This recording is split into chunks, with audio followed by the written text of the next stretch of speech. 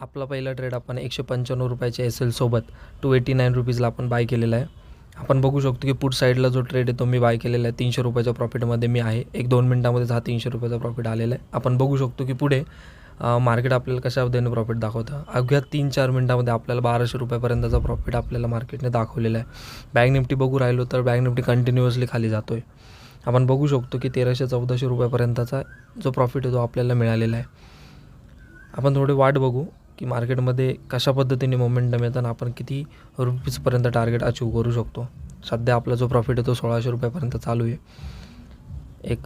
2 मिनटासाठी आपण वेट केल्यानंतर आपल्याला जे टार्गेट बघायला मिळेल ते 2000 ते 2500 रुपयापर्यंतचं होतं.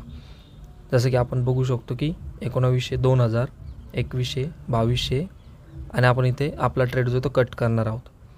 आता आपण आपला ट्रेड 2565 रुपयाला कट केलेला आहे. जर कॅल्क्युलेशन केलं तर 2565 डिवाइड बाय मी बाय केलेलं 4335 तर असा 60%चा जो काय तो आपला ROI बनलेला आहे.